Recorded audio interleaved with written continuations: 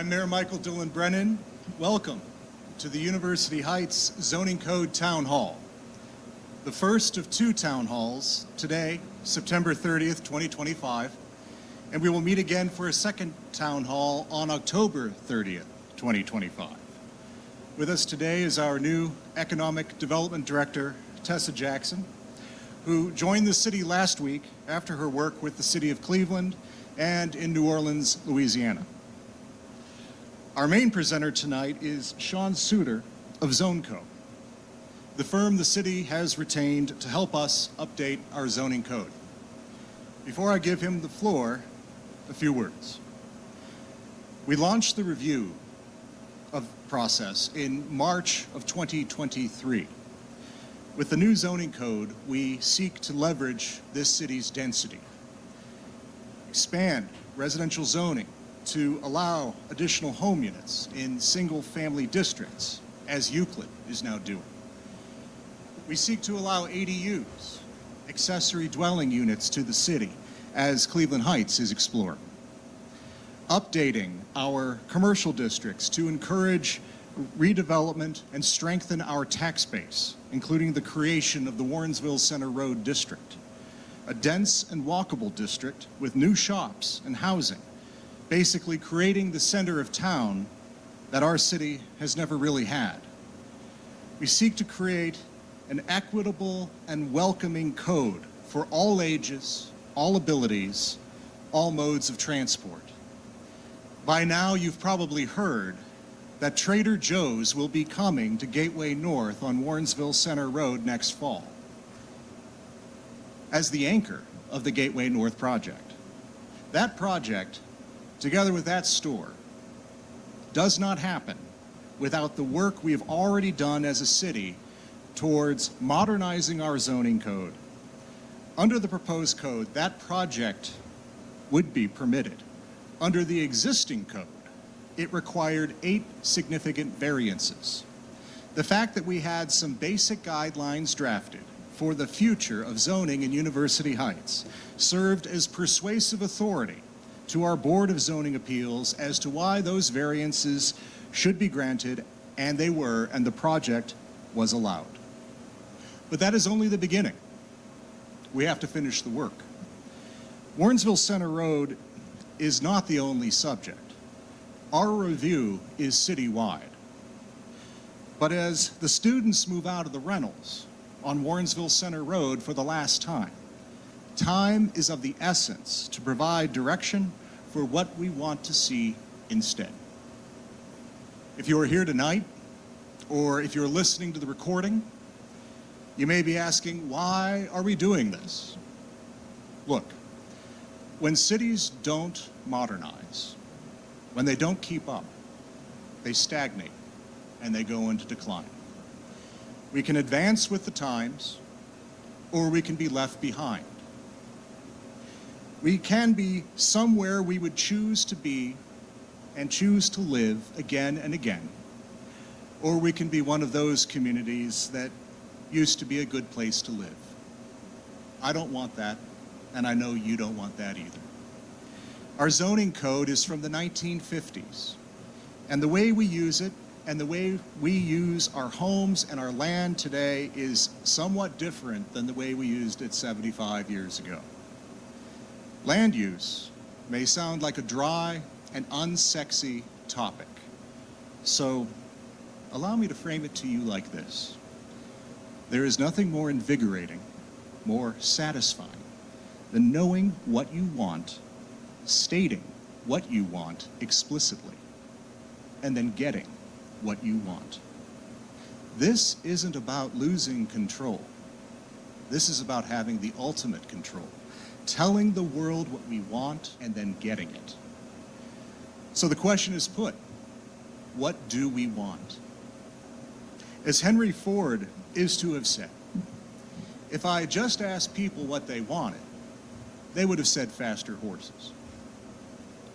So that is why we sought the assistance of an expert to help us dig down about who we are, what we have, and who and what we can be.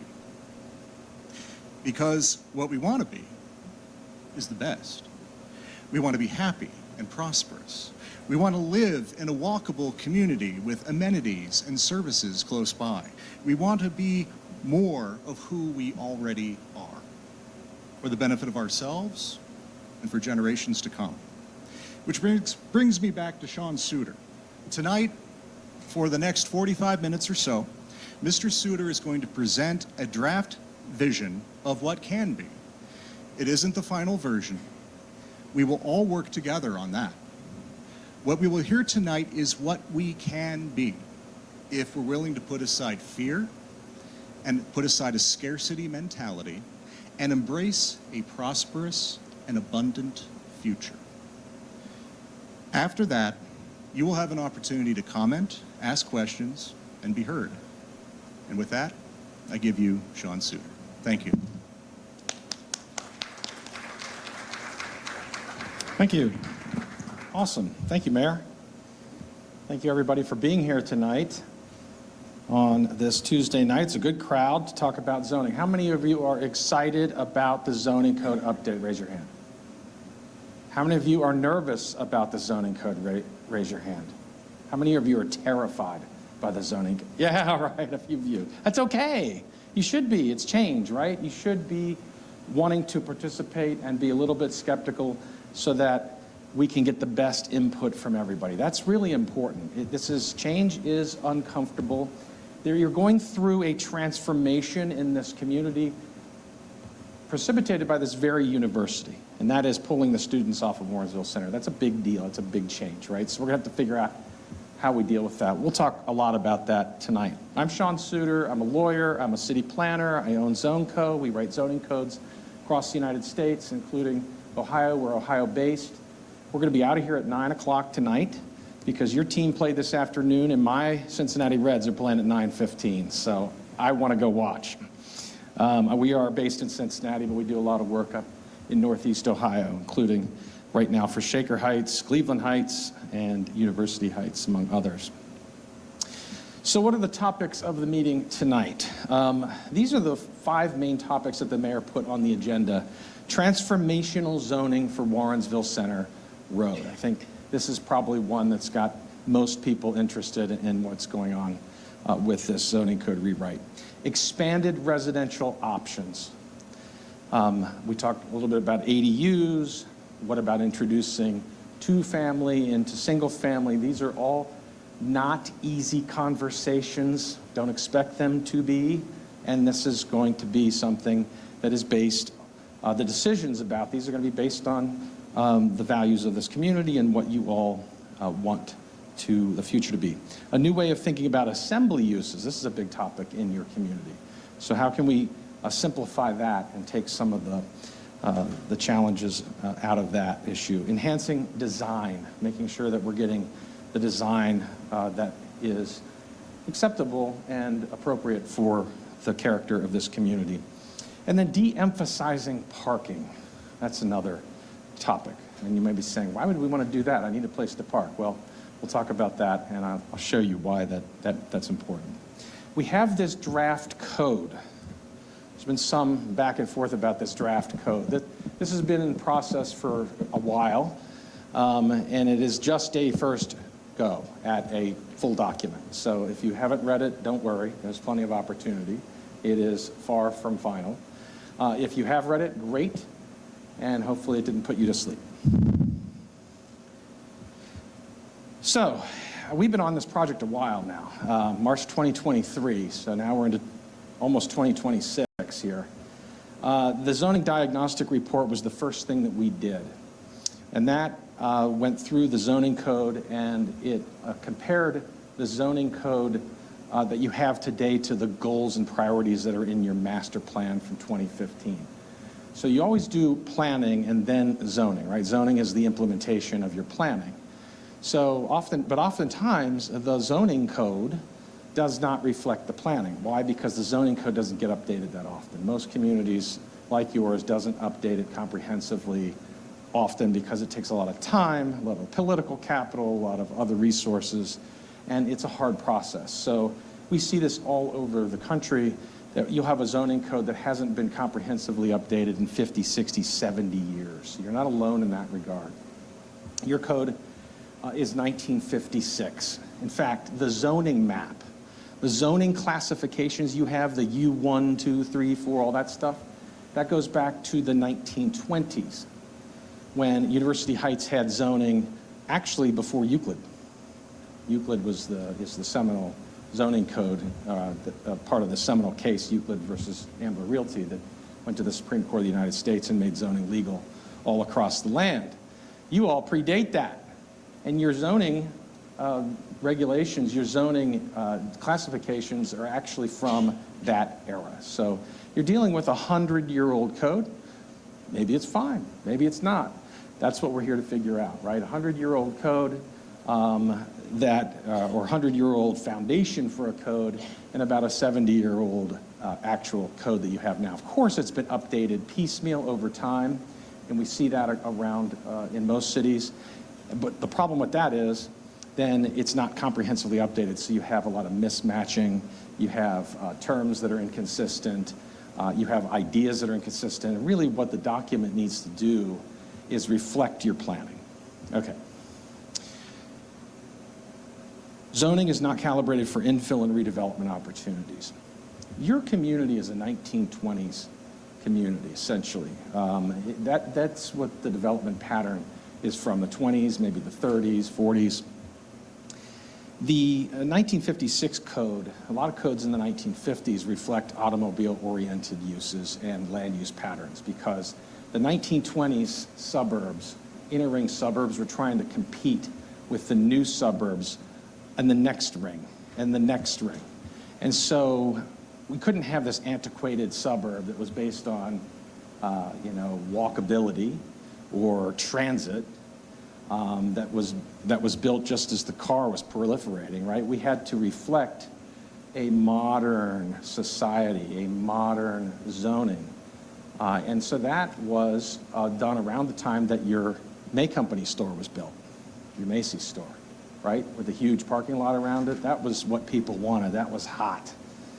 A department store with a massive parking lot around it. Now you could compete with the suburbs. Now you could be like those burgeoning areas. So that's what your zoning code is really trying to do. And you can see that in your parking regulations is a good example.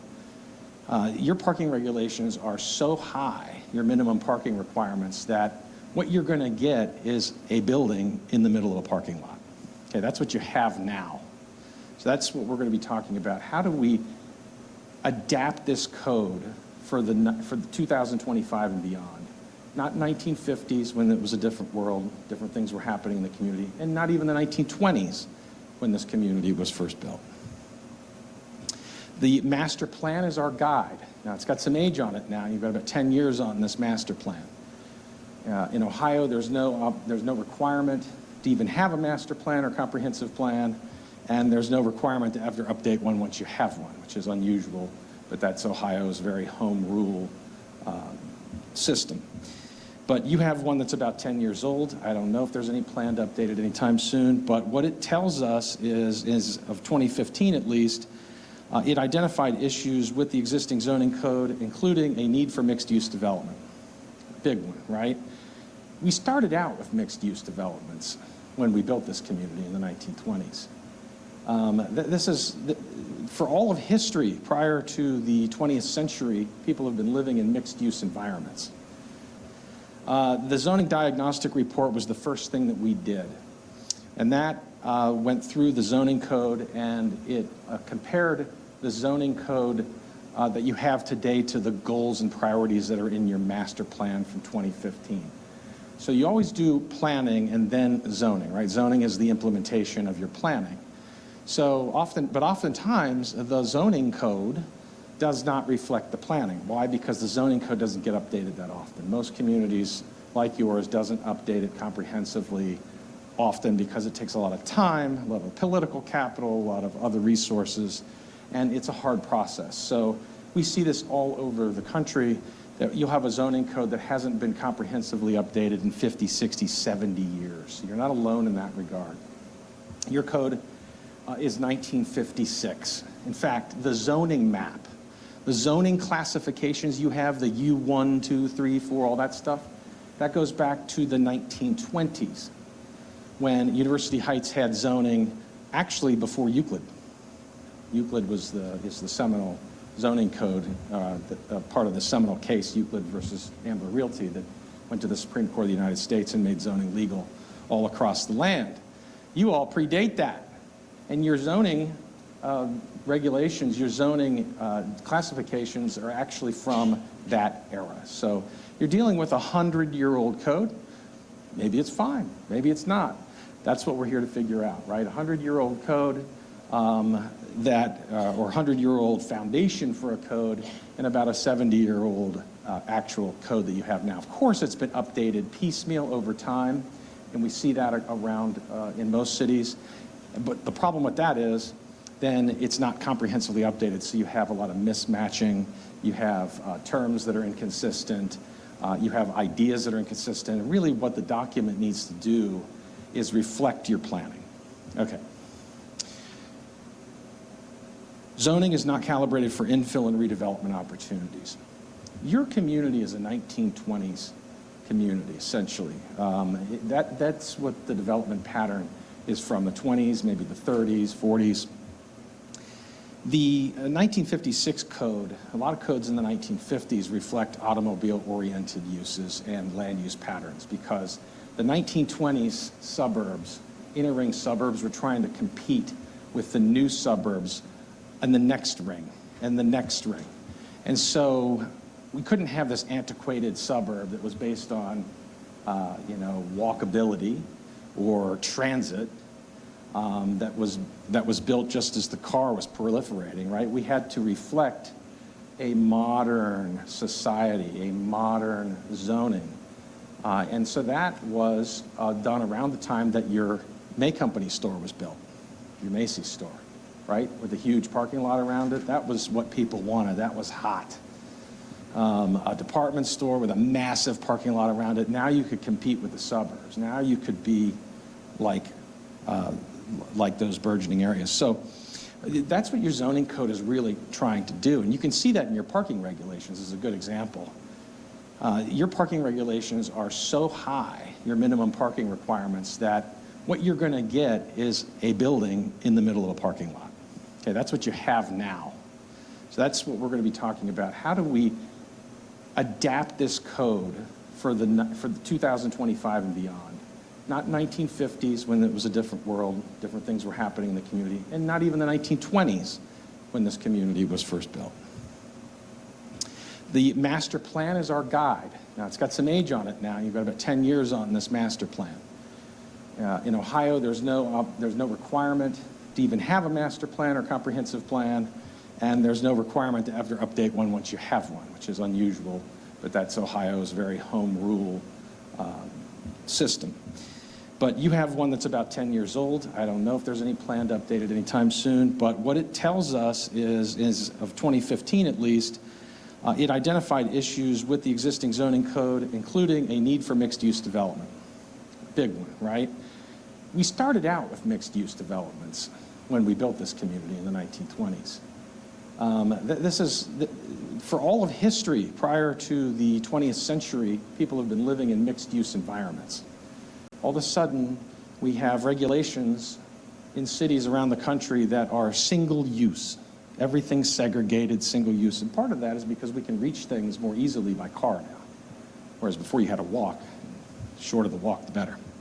So this identified, though, a need for mixed-use development. Rather than a single-use development, say McDonald's, or the bank, or this and that, what about putting it all together in one building?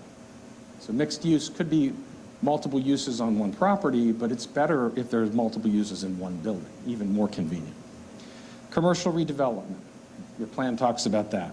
Streetscape and intersection improvements, bicycle and pedestrian infrastructure. Creating a sense of place, an image for your city. Allowing people to age in place. Where's that continuum of housing that allows people to age in University Heights? What you don't want is for your kids not be able to move here after they graduate from college, and you not be able to stay here once you're done with your home, once you no longer want to take care of a yard and all the stuff that comes along with homeownership. You want to be able to stay in University Heights. You don't want somebody to say, sorry, there's no housing options for you or your kids. They got to move to Cleveland, somewhere else, and you've got to move somewhere else too. Sorry, there's no options. Aging in place is important because you all are the lifeblood of this community. Infill housing, another important one. If we're going to create more housing opportunities, there's no new green field to plow over to build a new subdivision. You're built out. So the only opportunities are to go denser and up. That's the only option you have, really. So the question is, how do we do that? Mixed housing types. Again, if everything's single family and then there's some apartments, what about other housing types? What about townhouses? What about condominiums? What about senior and assisted living facilities? What about duplexes? What about triplexes?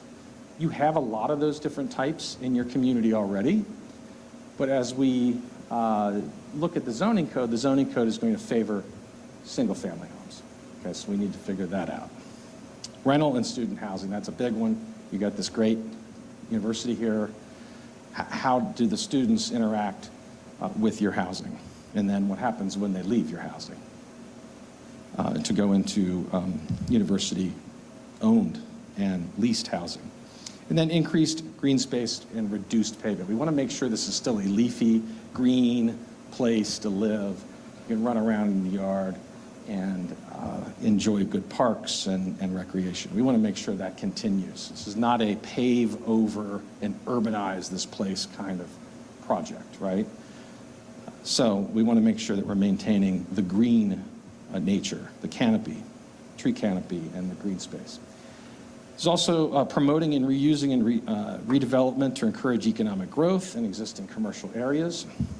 Ensuring regulations that foster efficient land use, aesthetically pleasant environment, safe and inviting to pedestrians, cyclists, and motorized traffic. Remember, in the 1950s, it was all about the rubber wheel. It was buses and cars. We were tearing up all the transit. You're lucky here that you kept some, but most transit around the United States was completely torn up at that point and replaced with buses and an automobile. So what about pedestrians? What about them? What about cyclists? What about other forms of motorized transportation? And then encouraging mixed-use development in appropriate areas to maximize redevelopment, create areas of the city where residents can live, work, and play. Those are mixed-use environments where you can do all of those things in one place without having to get in the car. All right. So that's the why we're doing this. You have a comprehensive plan that gives you the roadmap.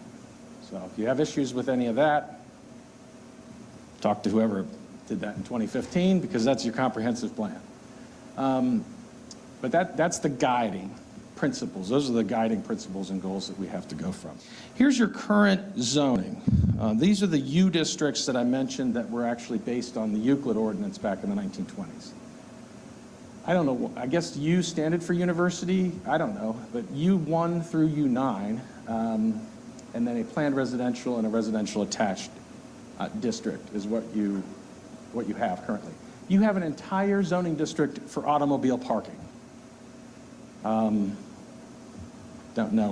think that's necessary anymore.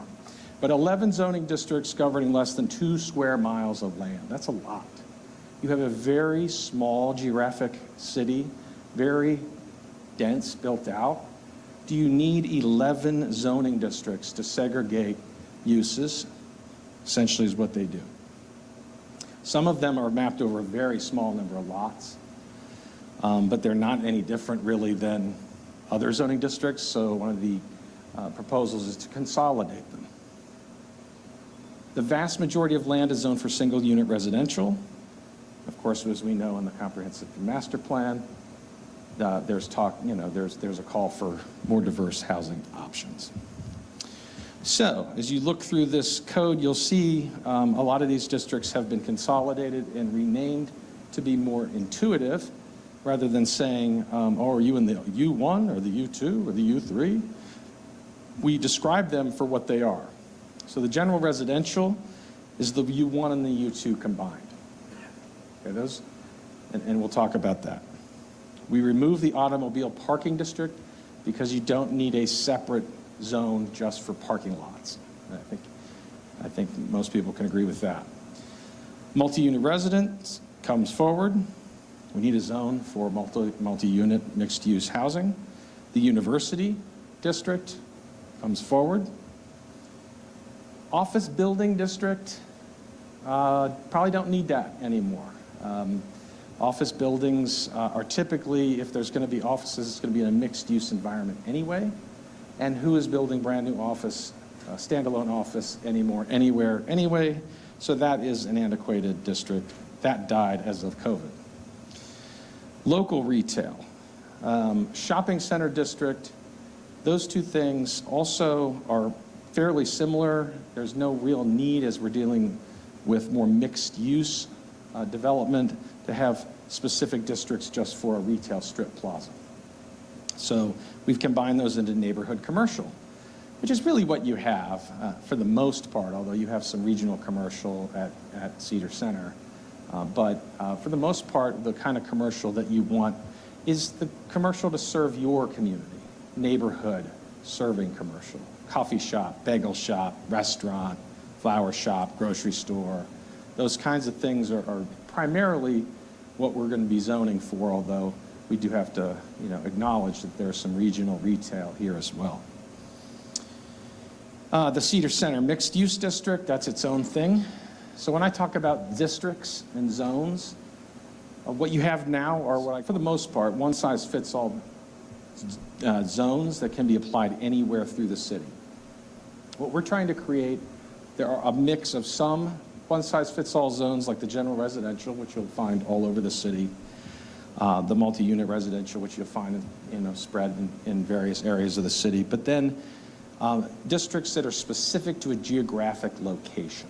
So Cedar Center, for example, and a new Warrensville Center district. So a district to draw a line around all the properties that front on Warrensville Center and put them in their own special district. What that allows you to do is code for, zone for, regulate for the outcomes that you want to see in that geographic location. If you didn't do that, we would just zone everything the same, and then it would be a mess, right? So we have to be specific, not only based on use, but also on the form of the development that we want.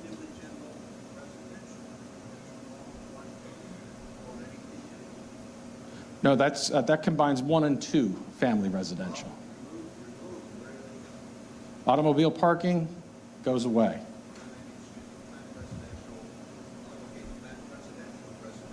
Yeah. Correct. Multi-unit residential. And then there's the Warrensville Center, right? So that'd be the new one. So what you have now would be general residential, multi-unit residential, university, neighborhood commercial, Cedar Center mixed, that's your Cedar Center, and then Warrensville Center, okay? And if you think about the city geographically, that covers all of the main parts of your city. We're going to talk about that. Okay. All right, let's talk about transforming Warrensville Center Road. So the zoning along Warrensville Center. Now, none of this happens overnight, right? So you have to, I always say, set the regulatory table so that when the market is ready, or when there's a development, you're getting the outcomes that you've planned for. So Warrensville Center Road looks like this today for the most part.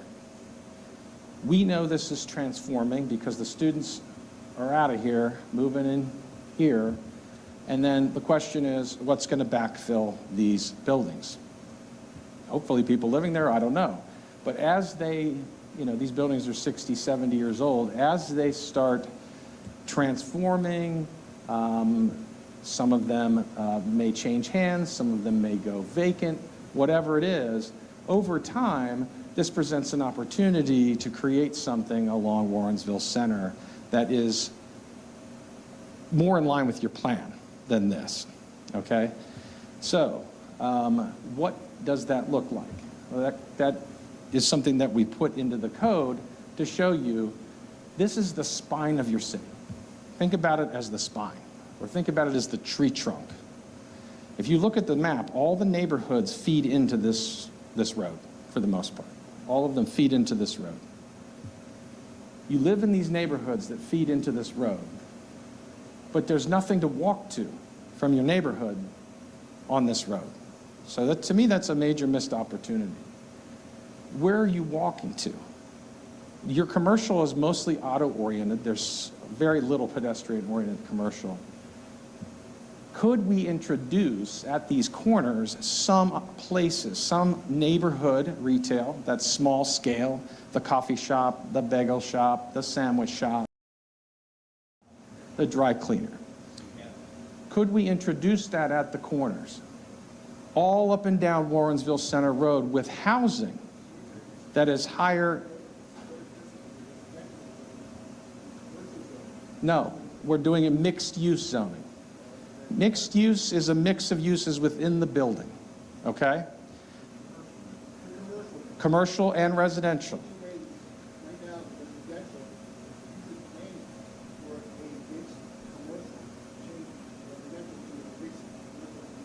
Correct. So that would be mixed commercial. What does that mean? Residential and commercial. Yes. Warrensville Center to be a mixed use, no longer just these residences. Because your plan calls for mixed use and higher intensity. No, your plan in 2015 that was adopted calls for that. So what we're doing is we're implementing your plan. That's what zoning is. You can continue to live in the 1950s zoning code, but your planning doesn't match it. So which is it? Is it 2015 or 1956?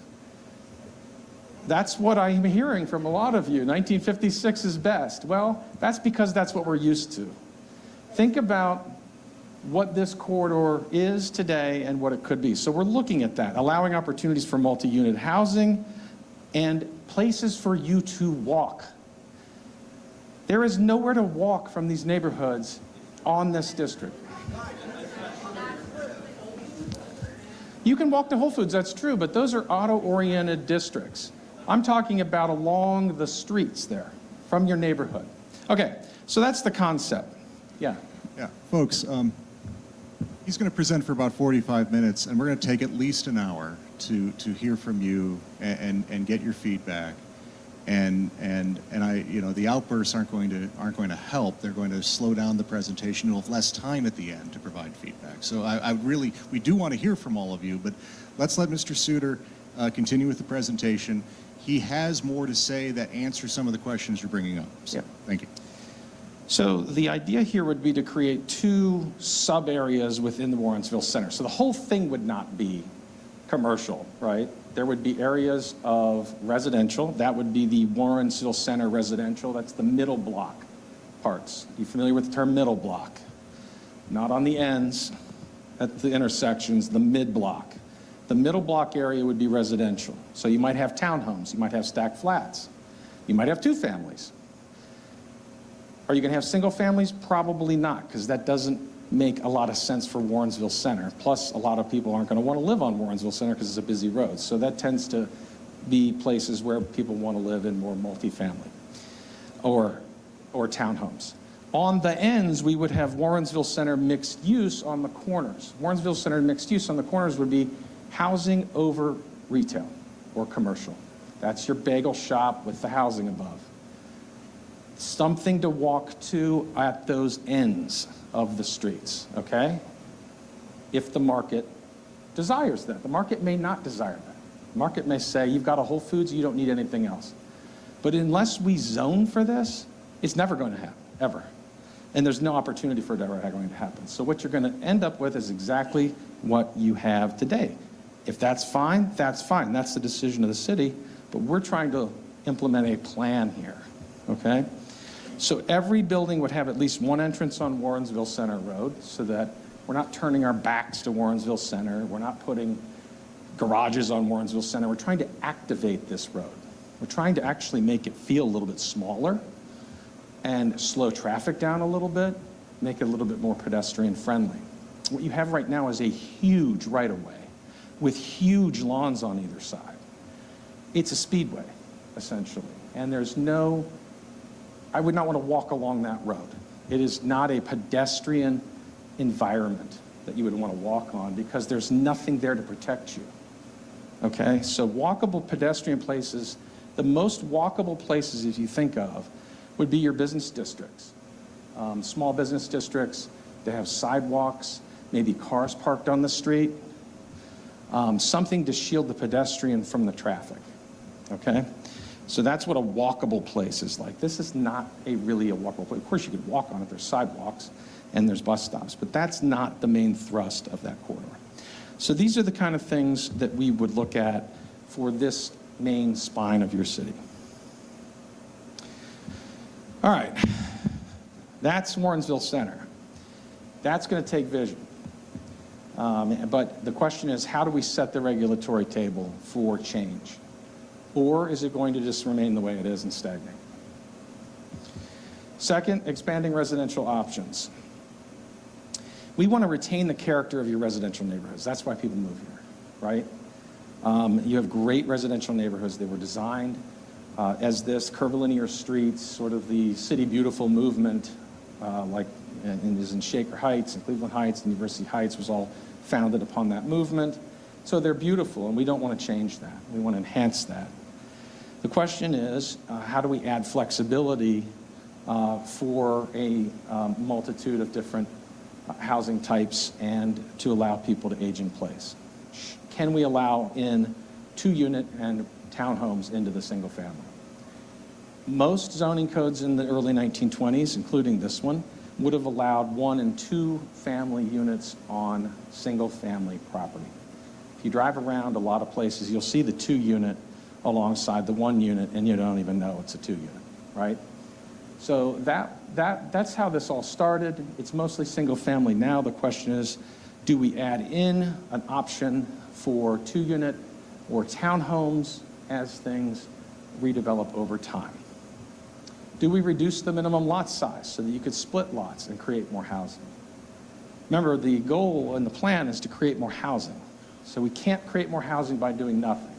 The question is, what do we do? Reduce the minimum lot width, reduce the minimum rear setbacks, introducing maximum impervious surface ratios. That's try to keep it green, right? So you can't pave over your whole lot. Can't put in, impervious surface so that there's stormwater runoff problems. Allowing accessory dwelling units by right. Accessory dwelling units tend to be a hot topic. The granny flat, the garage with the apartment on top. That's what accessory dwelling units are. You all have a lot of detached garages here. Oftentimes you'll see the accessory dwelling unit above the garage. It could also be incorporated in the house, in a basement, second story. What that allows you to do is have a relative live on your property, a child return to your property and live, but not in your house.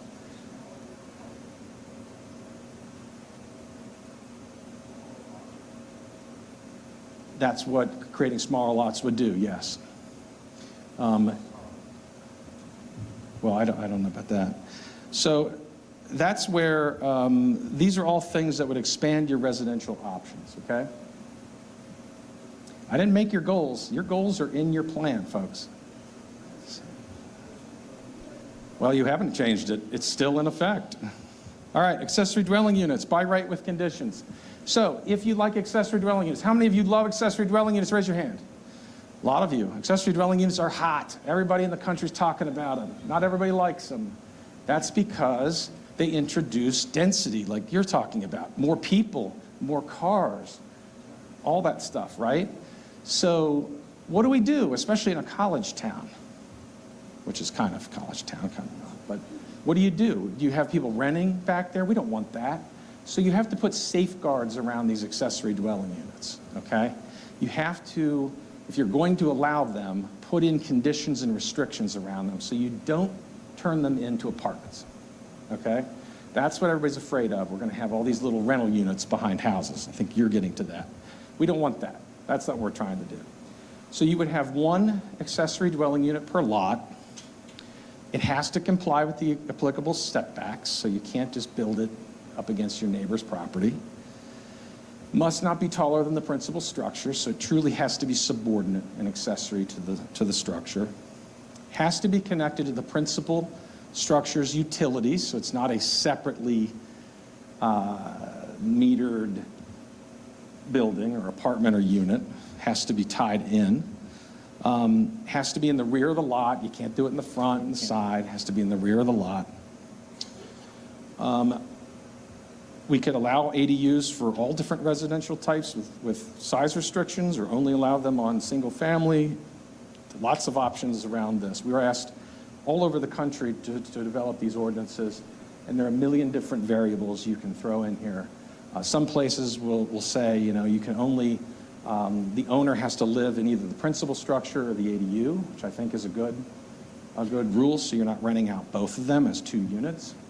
And then architectural consistency. We want these things to be consistent with the principal buildings so they fit in with the neighborhood. I'm putting section numbers here on all these slides. If you want to refer to the draft, you can just actually read it for yourself and see what it says, and then provide comments on that. All right, expanding residential options. This is, in key gateways to the city, like what's happening right here at University. That's a new residential option. I know it's university owned and operated housing, but mixed-use development at key gateways designed for more walkable commercial centers like the ones you're getting right here. That's why the Trader Joe's is coming in, okay? Because it's both. You can drive to it and you can walk to it. And there's students, and there's also high earners living within walking distance. They look at radiuses when they do this stuff. So they're looking at demographics. You guys have the demographics, but the other communities around you do as well. They're going to want to track that. But they also like the fact that there are students sitting here with money, waiting to spend in their store in walking distance. So that's an important example of development that's happening in your city that you could get more of by rezoning some of these traditional zones. All right. Assembly uses. This is a hot topic in your community. We were looking at assembly uses. We're saying, why do we have to differentiate the type of assembly? We're assembling here right now. This is an assembly use. What does it matter what we're talking about? Is that what the government should be involved in? So the question for us is, how do we treat all assembly uses the same without calling them out for specific topics or uses? As part of the definition of assembly, we will include religious assembly, because that's part of the definition. That's one type of assembly, but that is not the type of assembly. And all religious assembly has to be treated equally in recognition of constitutional protections. So that you'll see in here, rather than having 5 different assembly types in your use table, you'll have assembly come together. Because from a land use standpoint, I don't care what you're doing inside the building. It's a gathering of people. We're going to need parking. We're going to need, to make sure we're not overcrowding, and we're compatible with the surrounding land uses. That's all I care about. Whatever you're doing inside is your business. Neighborhood serving commercial. This is what we were talking about. I think somebody asked earlier, what does that mean? Small scale. Stuff that's focused towards you and your community, not regional retail. I would argue your Whole Foods is regional retail, right?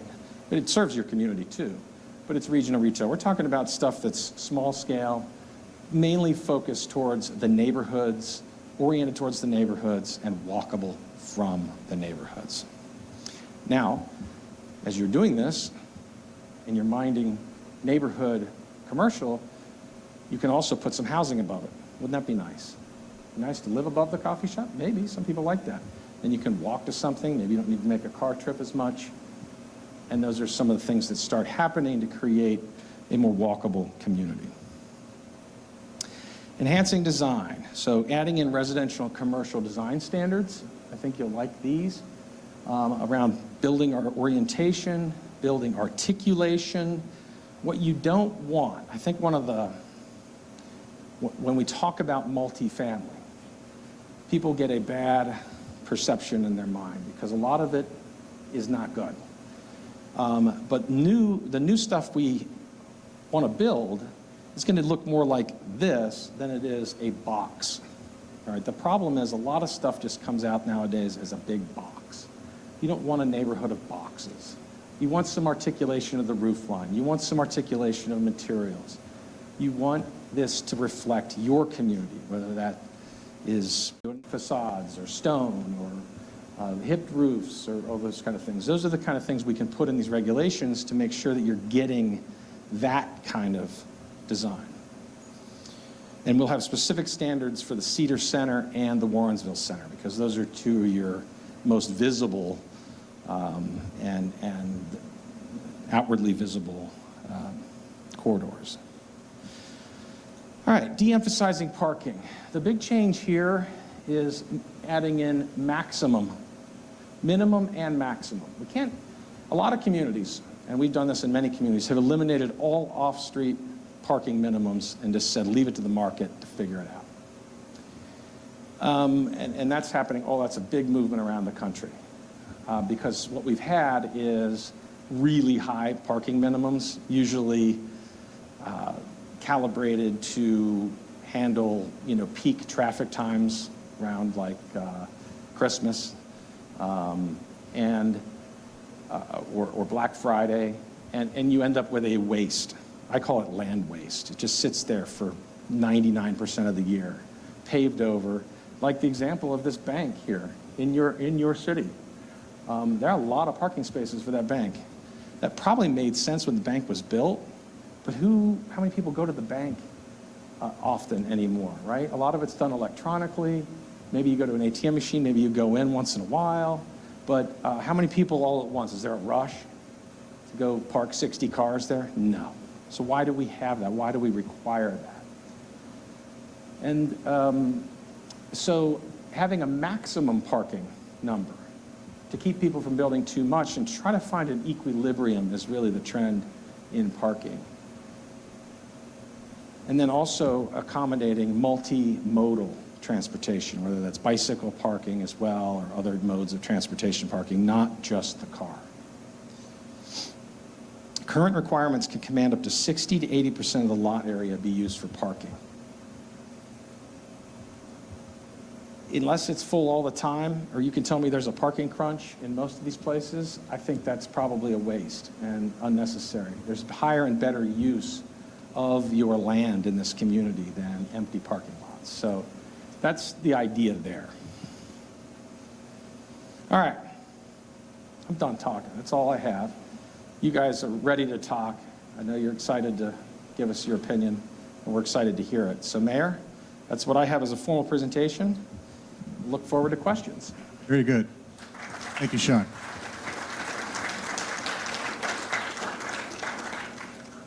So, we have a couple microphones, and what I think we are recording, so I would prefer that we use the microphones for questions and comments.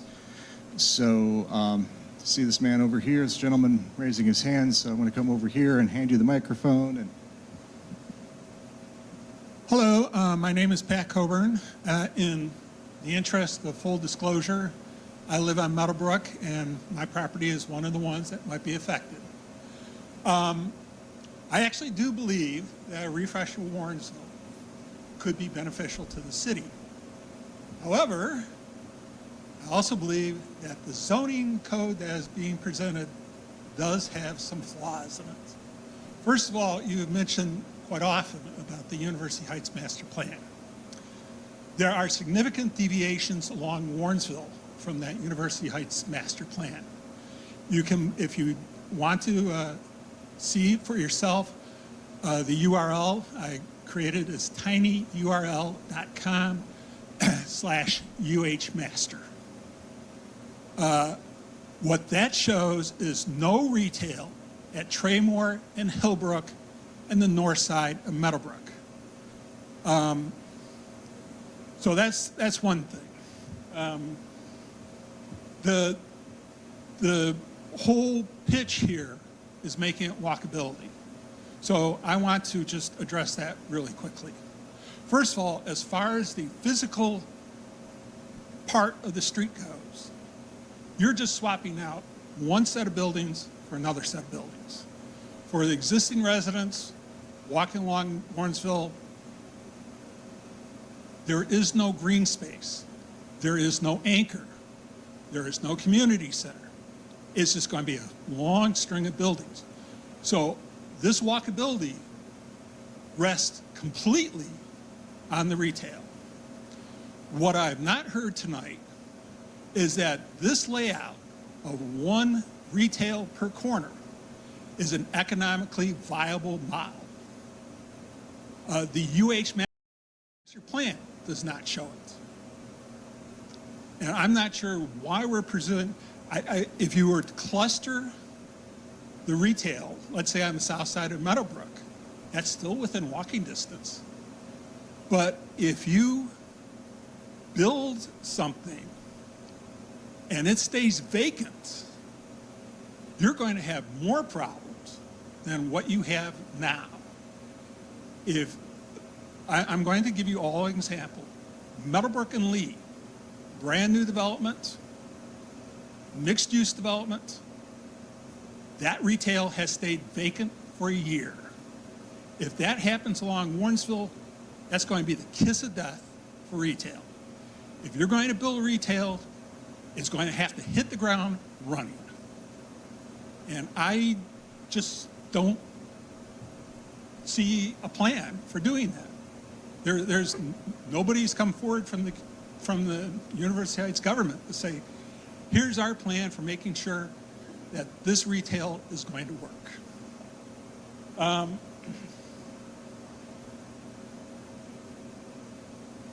There is, part of this is, you know, as has been mentioned, the hot thing is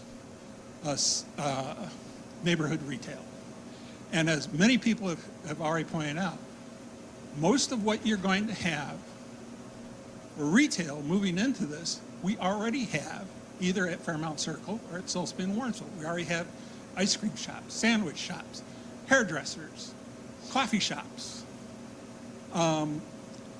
What's left may not appeal to the neighborhood. You know, what happens if it stays vacant and you got a marijuana dispensary in there?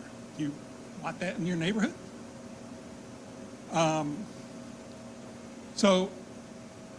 And none of this is even addressing the big elephant, which is what's going to go in a gateway besides Trader Joe's. You know, you're talking about competition within one block of a brand new development.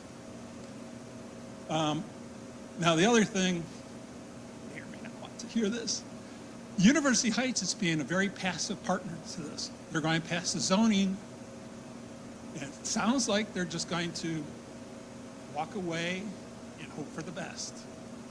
I don't see a commitment from the city to put in a green space or some other anchor for Warrensville to have it. And I'm going to leave you with kind of a depressing thought. John Carroll's decision to move their students onto campus, that's an internal decision. John Carroll could reverse itself. There is a precedent for John Carroll buying apartment buildings and kicking out the residents. There is a precedent for John Carroll putting students on Warrensville. You know, if you build these apartment buildings and John Carroll changes his mind, you could look at it and say, hey, those would make great dorms. So I guess I would say this is a start.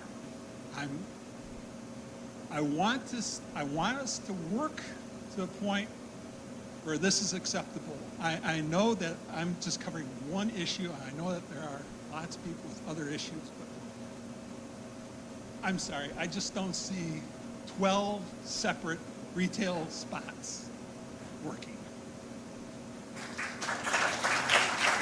Thank you, Mr. Coburn. Over here.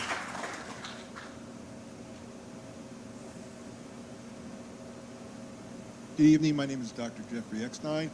I live on University Parkway. I lived here for approximately 25 years. Oh, I've lived here for approximately 25 years. I live on University Parkway.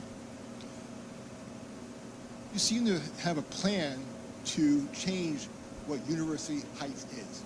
You say that you're building a plan to say there's something wrong with having single-family houses. Now, this is nothing new where you say, let's make the size smaller, let's double up. This has been done in other communities before. But the real question is, do we of University Heights really want to have that happen? Okay? The answer is, we've moved here because of no. I went around a few months ago and had people who've come here from other parts of New York and said, we moved here to get away from this crowded housing situation. So why would we want to change the essence, the character of our beautiful neighborhood for New York City, Queens, or that? It doesn't work. Second, there's a lot of issues going on here. Parking. Laws mandate reason for parking, despite what you say it's wasted. There's a zoning requirement for parking.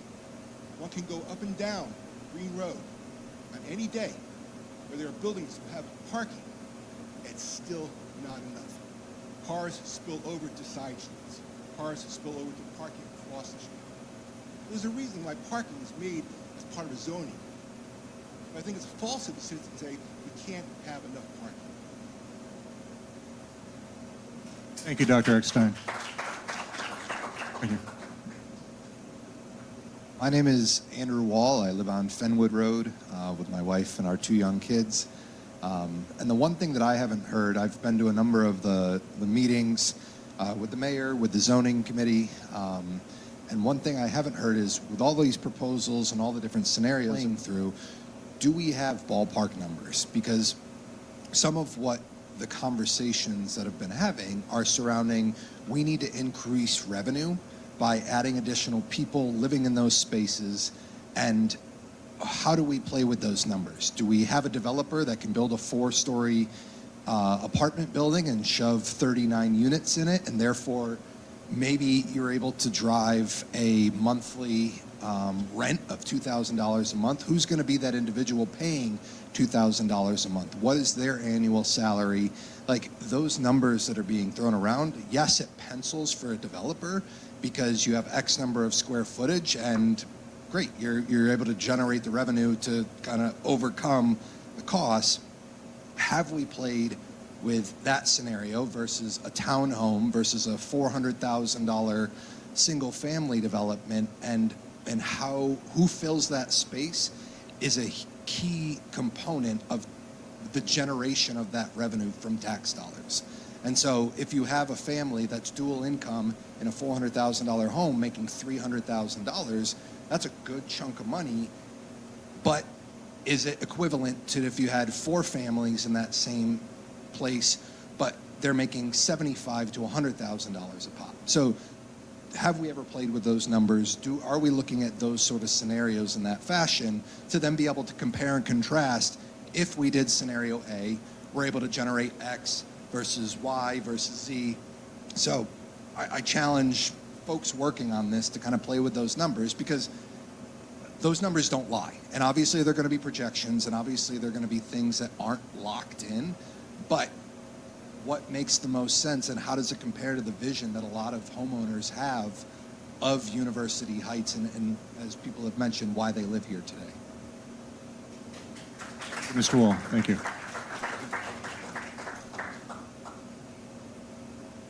Some folks over there. Before I go up, you were waiting. Susan Delaney, I live on Edgerton Road, so the other side. But with all due respect to Mr. Wall and the other people on Fenwood Road, could you please explain how this is going to affect the people that live on Fenwood Road? How tall is this structure going to be? What's the setback going to be for the Fenwood Road people? How will this affect their property values? How high is this? Is this story going to be, is it 3.5 stories high? Is my understanding, the structure? Yeah, there are no specific proposals for that. Are you talking about the single family behind Warrensville Center? Is Yeah, that what you're referring to? Road. Yeah. This is going to affect the people that live on Fenwood Road, correct? Yes, so what the idea is, now, going back to earlier comments, you can play with this map however you want. If you don't want, you know, the retail on every corner, you can consolidate it into one place. There's a lot of variations you can do with this, or no retail at all, or if you want different types of commercial and residential. That's what we're trying to figure out now, is what that calibration Have there is. been studies done on how this would affect the property values for those people? Yeah, I don't know about the property values, but what I know is that the buildings will be pushed up closer to the street, so further away from those residential. Now, the parking is going to be behind the buildings. That's pretty standard, or tucked underneath a building. So that's should be further away. On Lee Road and Taylor Road, those are commercial areas. This is a residential area in which you want to put this. Correct, right. There would Which is still a be big difference. residential there. And if you look at what John Carroll is doing, since I just drove around it, that's a pretty high building. That's a big building, yes. That is not the scale we're talking about for Warrensville Center. We're talking about townhomes or 3-story flats. We're talking about 40, 45 feet. Right now, these buildings are about 30, 35 feet, so a little taller, but we're not talking It's skyscrapers. definitely affecting then property values for people on Fenwood Road. Don't know. I mean, I would assume it'd We be should know positive if that. we're putting in nice units, but, and creating walkable amenities. I'm talking about Fenwood. I don't know. I Fenwood. can't guarantee that. Thank you, Susan. Yes. I'm going to go up here.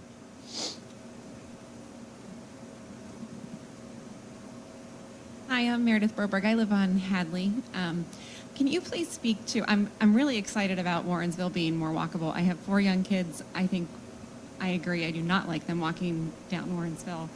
The two lanes, I think it's a dangerous road to walk on. So I appreciate that. And can you please speak more towards that walkability? And then also on Hadley, it's sort of a throughway to this new Trader Joe's. And I'm a little concerned about the traffic and what that's going to look like on our street, and if you could please speak to that as well. So I can talk to walkability generally. People throw that term around a lot, and there are urban design principles that assist with walkability. Okay, buildings closer to the street, right? Create an environment that just feels safer.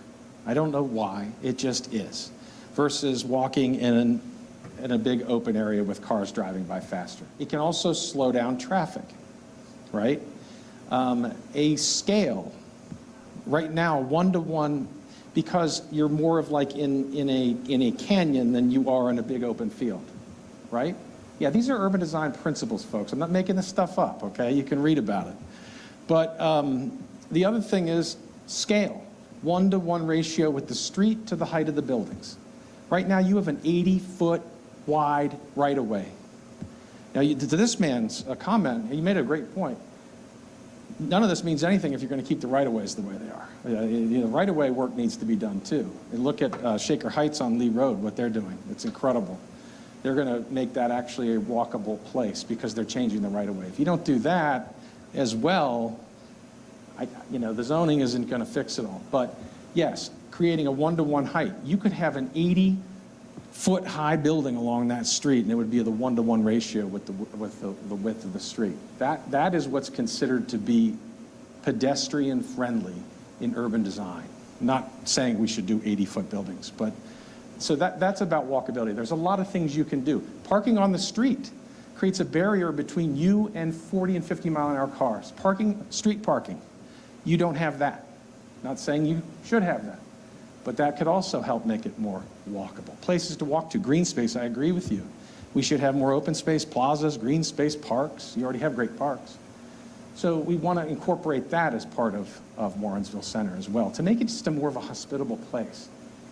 Have you ever walked in a place like this where cars are speeding by and you're on a little 3-foot wide sidewalk?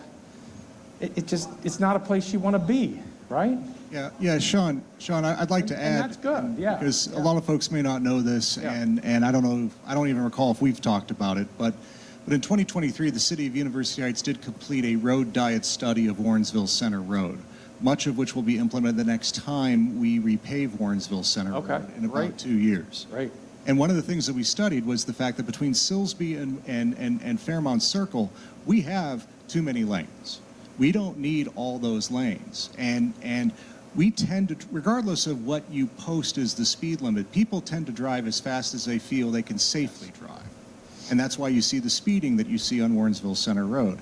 If you reduce the number of lanes, if you restore street parking, and if you protect bike lanes on Warrensville Center Road, and if you do away with mid-block crossings, they were an interesting idea, but they didn't really work, we can change the way Warrensville Center looks. We can slow it down a little bit. It can be more pedestrian friendly, and that is a necessary part that would go with anything that we would change here. Because right now, yes, Warrensville Center Road is too fast. And even if people follow the 35-mile-an-hour speed limit, it's designed to drive faster, and people just do that. I know Chris was waiting, so. Chris Tunison, I live on Traymore Road, and I guess the mayor just addressed the idea of redesigning the traffic pattern, et cetera, on Warrensville Center Road. I have a concern, number one, because of, not that I live on University Boulevard, but that's going to be a perfect target for those that want to avoid Warrensville Center Road to spear off Boulevard, or going over to Milford and on to Miramar to avoid Warrensville Center Road. So is there any discussion about putting in traffic tables or anything to, we've already got a highway on Traymore Road. We're going to have more of a highway. But Saybrook and Channing and all those are going to become thoroughfares. Even with stop signs, they can get up to 40 miles an hour between them. So that's my first thing that I would like to see getting addressed. And then I didn't notice on the new zoning about where the assembly and religious assembly fits in. Is that Yes, part in of the use table. It's a what? In the use table. Section 121902. But on your slide, you didn't have it on there. I didn't, you're right. Okay. So, 121902, if you're taking notes. I can add it later. Good feedback, thank you. Yeah. Thank you. And I know there's people back here, so, ooh, right here, okay. If it's okay, I'm going to come up front because I think it's rude to talk to people's backs and make them turn and hurt their necks. Sure. So I'm going to walk up front. Let me just put that in there now while we're thinking of it. Okay, so my name is Danny Rays. I have owned a home on Warrensville Center Road between Hillbrook and Traymore, a two-family, for about the last 28 years. Just a little bit of background about me, real quick. I lived in University Heights. It was the first home I ever lived in. I was born in Cleveland, lived there until I was 10 years old. I went to Northwood Elementary. Have great ticket all the people on Warrensville Center Road because they don't have spaces to park in that are parking on their front lawns. People are I have been in University Heights as an adult for about 28 years now. One time have I seen a policeman ticketing a car on a front lawn. People who drive through Warrensville Center Road. Think about the name. One of the names is Center. This is the center of our community. It's the major north-south artery that doesn't share a border with University Heights or Beechwood, or I'm sorry, with Cleveland Heights or Beechwood. No offense to Belvoir, but it's a little bit different. So what I'm saying is people who are driving through University Heights and drive through, they don't know which lane to go on because it curves around like a race course. There's bikes on one side. There's cars parked all over the lawns that aren't being ticketed. They're laughing at us. They're saying, "What is this?" You know? Yeah. Well, I know you're true, but a few years ago, you paid a consultant tens of thousands of dollars to come up with this great plan, and now you're saying it doesn't work? And where are these people parking. You took away their spaces. So let me say this to your presentation, okay, by way of just background, okay? I have been in the retail and restaurant real estate brokerage business for the last 35 years. That's what I do. So when a restaurant or a retailer wants to come to northeastern Ohio, or I've worked in 8 states throughout the Midwest and southeastern United States, they will hire somebody like me and say, where do you want to go, okay? I think it's great, like this gentleman said, that you have a plan, but I think there's flaws in this plan. I think what you are doing, with all due respect, and you say you've worked all over the country, this is not New York, this is not Boston, this is not Seattle, okay? This is University Heights, Ohio.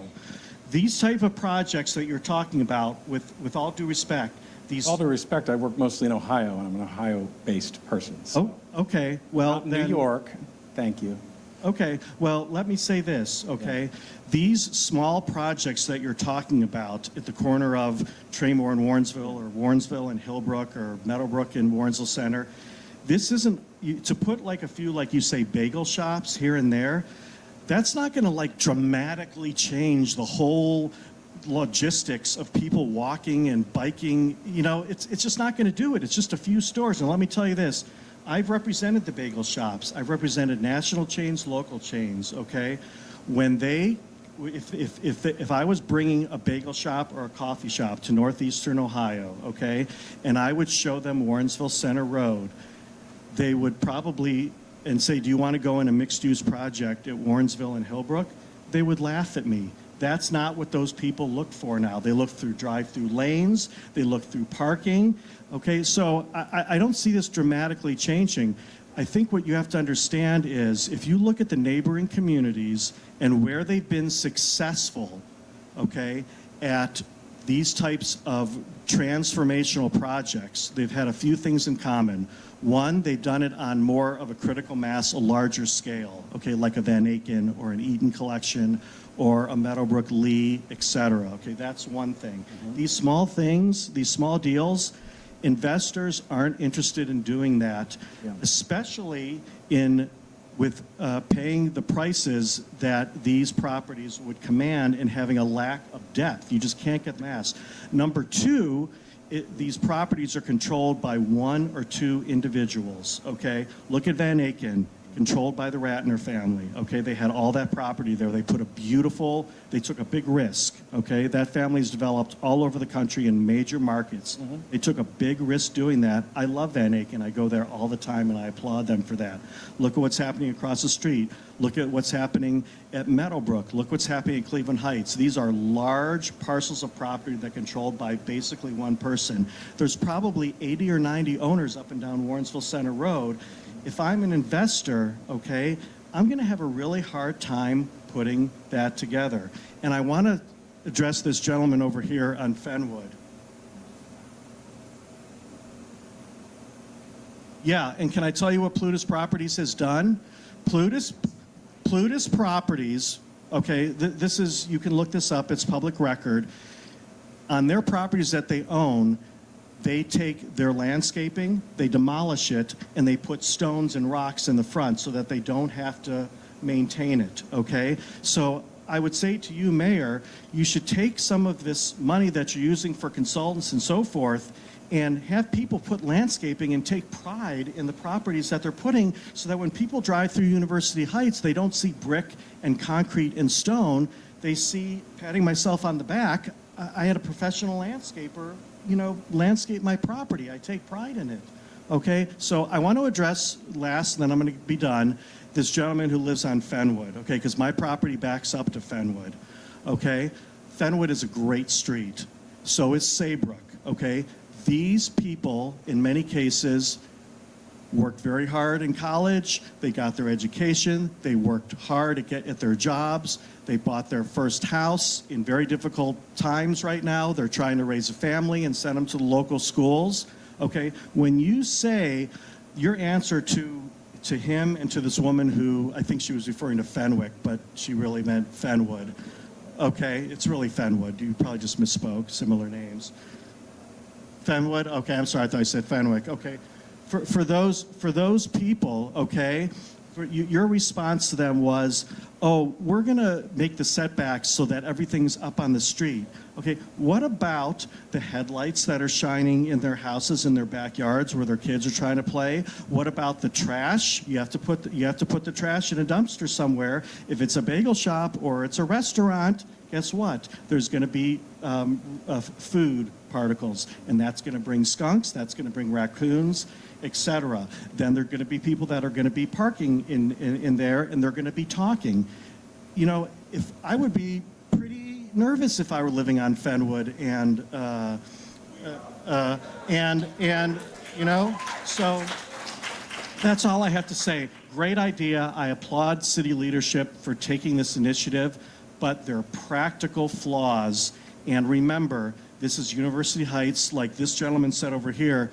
This is why people like to live here, okay? And they have viable places to walk to now. Let's take the places where they do want to walk, and let's make them safer. And that's all I have to say. Thank you. Yeah, I think Thank you. Thank you. Yes. make it more walkable. And we're not paying Mr. Suter $180,000. I can tell you that.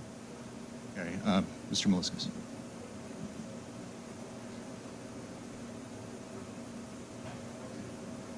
Good evening. My name is Micah Meliscus. I live on University Boulevard, so I live close to Chris, and my road would be potentially one of the roads that might get zoomed through if we cut back on Warrensville. But I still support a lot of the changes being made here. There is one thing that hasn't been brought up this evening, and it's the fact that University Heights has millions of dollars of unfunded liabilities. I did a deep dive on the city's budget earlier this year, just because I'm weird and I like to do that stuff. At least $5 million a year that we are not doing, that we need to do. Road upkeep, pensions that we owe to our fire and police. We're talking about new city facilities that are going to run us millions of dollars in interest payments that we don't have. We cannot continue to live as a single family only city. That's why I moved here. I want to still live in a neighborhood like that, but if we don't find appropriate ways to increase density, we are going to have more messed up roads. We're going to start losing our plowing and all of the things that we care about for the city that we cannot pay for anymore. The city will continue to tell you have a balanced budget. That is true because we're not spending money on things that have to be spent on. So I appreciate that we want our neighborhoods to stay the same, to have the feel that we want, but the feel that we want is having homes that are filled with people that love our community. We cannot continue. We've got students moving on campus, which we've already talked about a million times. The difference here is not keeping it the same way it is now or something new. The difference is decline, vacancy, dilapidated homes, and I guarantee you that will hurt your property values if you're back to a decaying, rat-infested building, right? That's what we're really talking about. We talk about market conditions. Zoning change does not force anything new. It only gives us flexibility to do the things that must be done. I understand and I agree that the plan as presented had some significant flaws. The master plan that you've referenced, if you go look at that, the original design was to have everything south of Meadowbrook be a retail district, which actually clumps everything together. It consolidates those properties, but it wanted to consolidate the back half of those properties as well. So those are some of the alternatives that we actually have, but we have to think about. Do you want to just take an entire block and make that a retail block? That gives you the options to do something more like Van Aken. And selfishly, that would be super close to being able to walk for me, so I would love that. I've also submitted plans to the city on how we could do better with Warrensville Center to make it not such a scary place to be. It's 5 lanes wide right now in many places. The bike lanes aren't protected. I've written about this in other places, but we could go down to 1 lane each way with a median down the middle, protected bike lanes. It would be much more conducive to feeling safe while you're there. Of course, it's walkable. We have sidewalks. You can do it, but I'm not going to send my kids down there. And so the other piece of this plan that I really want to criticize, and I think it will assuage some of the concerns here, is that it does not significantly address form-based zoning. and I want to talk about that a little bit, is that traditional zoning really cares about what you do with your property, right? It can be a home, it can be a business, it can be a church. Form-based zoning, which we ought to look at, is really about what does the building look like. I don't care what you do with it, but I don't want a 10-story building next to my house, right? That's a lot of the concern. There was some developer that came in here and talked about building a big, tall apartment building, and that's why a lot of you are here today, because that's the first time you were hearing about all of this. And I appreciate that that got us here, right? But that design is because we didn't put form-based zoning in. If we include to say the building has to look like this, it has to have this shape, it has to have this size, then it has a much more cohesive feel with our neighborhood while still allowing us to bring in those residents and new developments that we have to have. I got to remind you that we have to do this. The difference is not staying the same. The difference is running out the clock until we can't pay our bills anymore. And I'd love to talk to you specifically about what we're talking about. But City Council just paid for a study by our city engineer that says our roads are at least $2 million a year that we have to put back into our roads or they will continue to fail. Probably more like $3.5 million. Again, with the city facilities, we're talking $1.5 million to $2 million a year just on interest payments to do those things. So I really want to encourage you, like, let's have this conversation. Let's make sure that it works for us, but we have to do something because otherwise we're going to live in East Cleveland.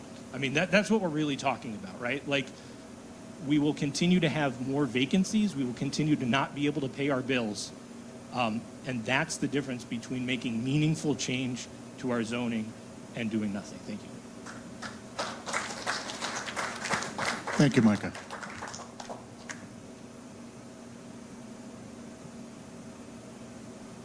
Hi, my name is Nate Kelms. I live on Saybrook. I don't live, my house is on the other side. What is that, on the western side? So my backyard does not back up against Warrensville, but a lot of my neighbors and friends, they have houses who do back up against Warrensville. I'd like to also echo what you just said. Thank you for saying what you just said. I think that we need to look forward into the future because we can get left behind. And we are in arrears with finances and keeping up with the city and paying our bills. So we need to welcome new families and new opportunities into our city. We cannot get left behind. One thing that I'd like to ask about that I haven't seen anything about is increased electrical in our neighborhoods because we are way behind the times in our electrical infrastructure with these new buildings going in. What's being done to upgrade our electrical infrastructure to support all of this? Every summer, our street loses power for at least a week at a time. What's going to happen when all these big buildings go in? So that's one thing I'd like to see addressed. Yeah, that's a little beyond the purview of this, but I agree, it is an issue. It is an issue. And First Energy has let down northeastern Ohio in a big way in not keeping up with the electrical infrastructure, with the grid, the brownouts that we all experience. And it's not just here, it's everywhere throughout Cuyahoga County. And one of the worst things that happened with First Energy was that a whole level of them didn't go to prison to bring up the next level who would actually do the work. So that may be a little harsh, but I just said it. So yeah, that's a real big problem. Thank you for the comment. Mine's real quick. I live at the corner of Saybrook and Meadowbrook, inward a little bit, but these corner retail shops worries me that I'm going to step out of my house and see retail. Is that increasing traffic on my Saybrook? A lot of, what if it's let's say McDonald's? I don't want to smell that right outside my door. So basically, yeah, traffic through my street. I just invested so much money in my home, and I've decided since this to stop adding improvements because I don't know what's going to happen to my property value. So that's just what I'm concerned about, these corner from Meadowbrook, the corner lot retail. I'm not in favor of that. Thank you. All right, Sean. Just had Sean Belt. I don't live anywhere near Warrensville Center, but I feel everyone's really high emotions about all of this. My question was, I can't picture areas like this in our region. I'm trying to imagine what they look like, to have 8 to 10 houses, then retail, then 8 to 10 houses, then retail, then 8. I can't picture. I can't envision this. It doesn't make sense. Are there places that you could point out and say, hey, this is where they're already doing it, this is what it would look like? Because I don't know of anywhere where this exists.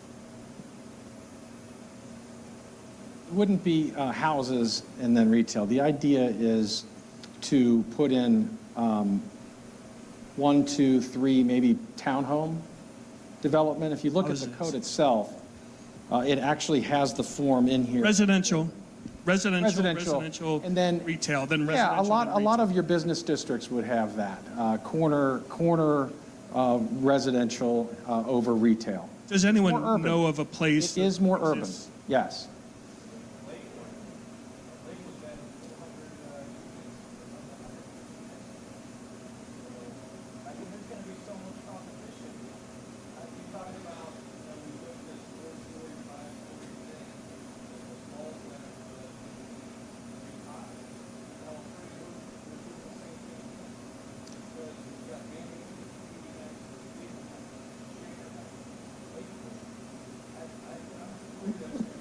Let's put aside the commercial. Let's say there's no commercial on Warrensville Center because there's no market for it. Okay, let's stick that aside. What type of housing would you want to see on Warrensville Center if it's going to be all residential?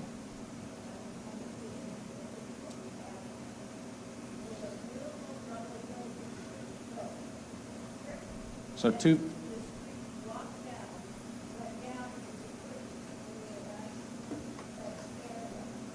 Yeah. Here, why don't we use the microphone so that you can be heard? So my point is build back Warrensville Center Road and make it what it is. I am so sick of seeing those cars parked on the lawn. As I came here tonight, there were 4 of them. This is something new that they're doing. And I think if you were stricter with, not you, but if the city were stricter with the people that own these, when I owned property on Coventry Road, if I had 10 pieces of white paper on the grass, Cleveland Heights called me and cost $100 for me to go down there and pick them up. Up here, we ignore the entire Warrensville district. So instead of changing it, bring it back to what it is and get those people that own those doubles, and especially that man that bought 25 of them on Warrensville, get him to put his money where his, I'm not even going to say it. I mean, get that city back and get that road back, and that's what we deserve. We don't need anything new. And I think this all goes down to taxes. You're looking for more tax money. What if... My name is Mary Lou McHenry. Let me just ask a hypothetical. What if... Thank you. What if 7 or 9 of those houses went away? What would you want to go back? 2 families?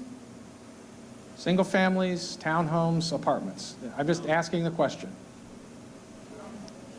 Would townhomes be cool, like attached townhomes? But like 2-story townhomes? Yeah. Single floor, okay. 2015 master plan, single floor, 2-story, residential scale, no retail, no apartments. Okay. No, that's good feedback. That's what I want to hear. I mean, this is an idea, that's being batted around. How do you create more of a place around Warrensville Center? That's what we're talking about. Not that it's not a walkable city. It's that it is a walkable city, and how do we make it more walkable, more things to walk to? That's the idea. Now, if you're telling me that's not practical, that's not reasonable, then we need to look at what is, assuming that, to your point, a lot of these 2 families may continue into disrepair. Then what? Well, sure. I mean, Okay, there is that. I am going to speak. Yeah, go ahead. I've had the microphone for okay. Sarah Snow, I live on Fenwood Road, and I'm going to put aside, my biggest fear is my backyard would hit one of those if it's going to be 3.5 stories, and you just said property value. I've put a lot into my home. I'm going to put that aside, and I just want to say we have a lot of great ideas here. You've got a lot of great ideas. And Sean, I think you just asked the right question. What do you want to see? Mm-hmm. And I think that's what we need to do as a community is get together and there's a lot of talent here, a lot of experience, with a lot, put our ideas together and let's come up with a great plan for this city. That's what we want. This is the city of beautiful homes. Yeah. And I think it needs to remain the city of beautiful homes. Thank you, Sarah.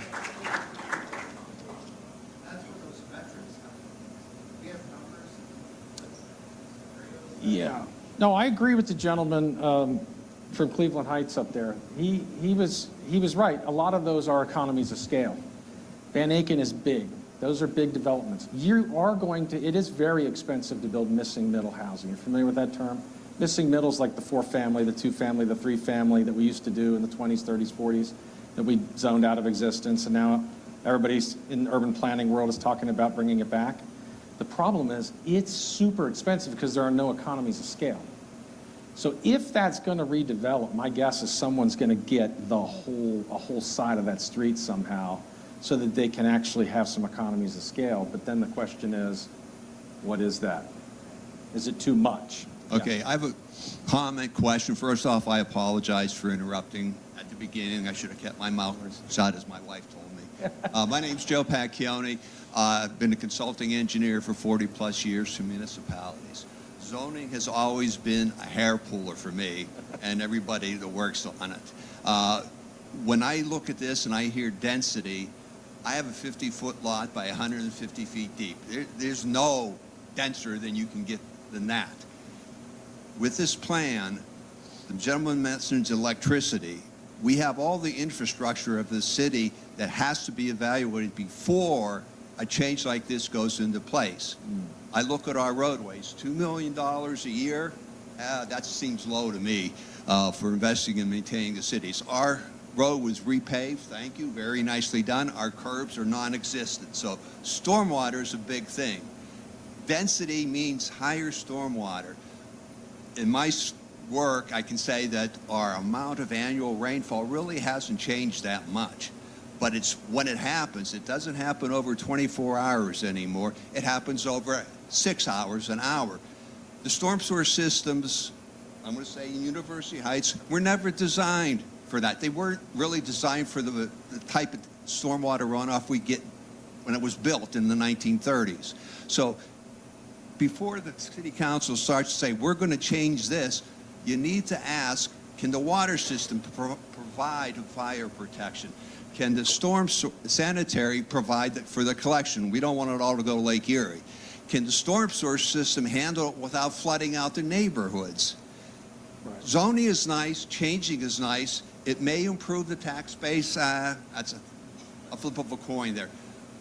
But it's not the start. It's the start of the question. You need to figure out what the existing infrastructure can handle and what the costs of the improvements to that are going to be. Rain gardens are cool, in-ground systems are cool, but the storm sewer system still has to handle it, and I've not designed enough of them to know that you've got an issue there. And we do have issues with the sewer system. All right. Okay, right over here. Great feedback. Sorry, I'm just very passionate. Hi, everyone. My name's Cassandra, and I just wanted to give you guys a perspective from a new homeowner in the area who's trying to put her roots in and all that fun stuff, and just give you a different perspective on things. So I'm a senior user experience researcher, so AKA I do surveys and understand what people need to make things better, make products better, things like that. So it's very fun for me. I bought a house 3 years ago when I turned 30, and I live with my 3 dogs and 5 foster kittens. So let that sink in. I've lived on the east side for most of my life, and I will just say when I hear about accessory dwelling units and things like that, I think of opportunity. I have about 15 girlfriends in the area. We love to hang out. We go get drinks, we hang out and all that stuff. Only 2 of them have been able to afford a house, and they want to get a house. I have one of my friends that like complains to me all the time. She's like, I wish I could afford a house. It's so difficult. And I feel lucky that I was able to buy one. And I know it's getting tougher. So all that being said, like I hope, you know, these extra units can help create like, oh, I live close to the city. I can go to work really easily, and being able to create that ability for people, I think it's so huge. And I will say, you know, I used to live in downtown Los Angeles. I know Cleveland's not that. That's okay. My whole family's from Cleveland. And I just visited Edinburgh, Scotland, and those were such cool, walkable cities. Oh, sorry, I should probably stand. My little notes here. And it was just so cool to be able to take the tram, is what they call it, and go somewhere and go walk to, you know, stumble into a coffee shop, stumble into another coffee shop, stumble into a bar and another bar. Like, there's just so much ability. I think there's a lot of opportunity to do that. And I will also say, for myself, and I know you were talking about retail earlier, I just opened a business recently because I'm not doing enough. And it's a co-working space targeted towards artists, and that's a unique concept in this area. And I will say one of the reasons why it took me so long to open my business, like a year or more to like even find the space, is because they're incredibly expensive in this area. $3,000 a month or more, which when you're cash flowing your own business and you're a small business owner, that's incredibly difficult.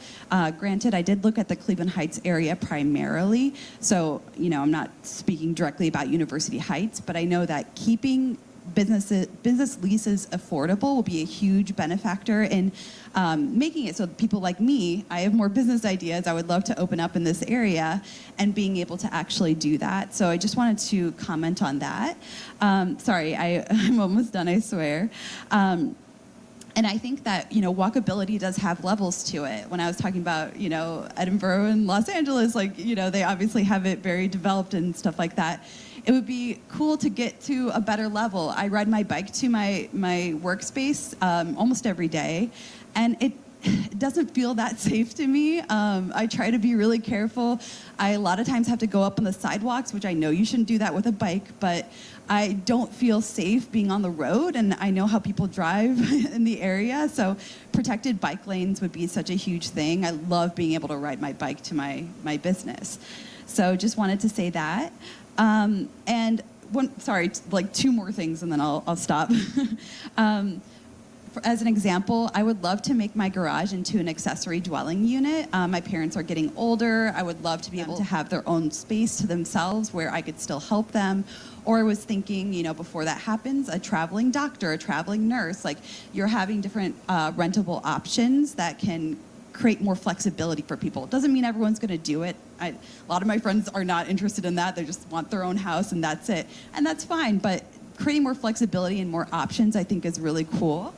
And yeah, all that being said, I just wanted to say I have an interest in psychogeography, which is studying how people react to the spaces that they go to.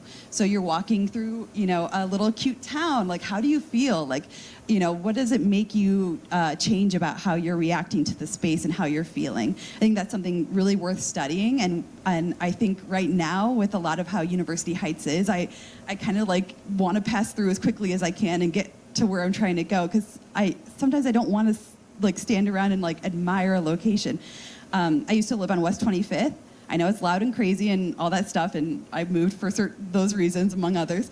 But it was gorgeous to look at. I would just stop at a cool little bookstore, or like walk through and like see a mural and all these different things. So all that being said, for those who are curious on this topic in general, I would recommend the YouTube channel Not Just Bikes. I'm sure a lot of you guys know about it. It's just a great channel to just introduce you to like what walkability is and the study of it, and more information on that. So, okay, sorry, thank you. Oh, thank you, Cassandra. Thank you. All right.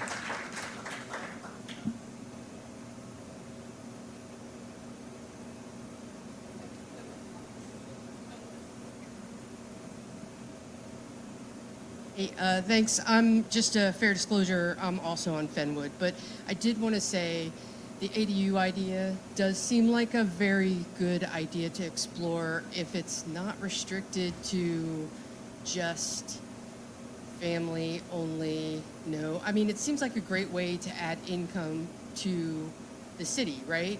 Like this new property might bring in 35 families, but ADUs, how many people might put those in their backyards and make that kind of density change? I think that that's a better idea than a 3.5, 4-story building. As for the walkability, very walkable. 2 miles a day with my dogs, and I even walk on Warrensville. What I've noticed, though, the properties on Warrensville that concern me the most are the exact properties owned by the person who wants to put in the huge complex. And that's a little concerning because those aren't taken care of. What's going to happen with the building of whatever goes in there?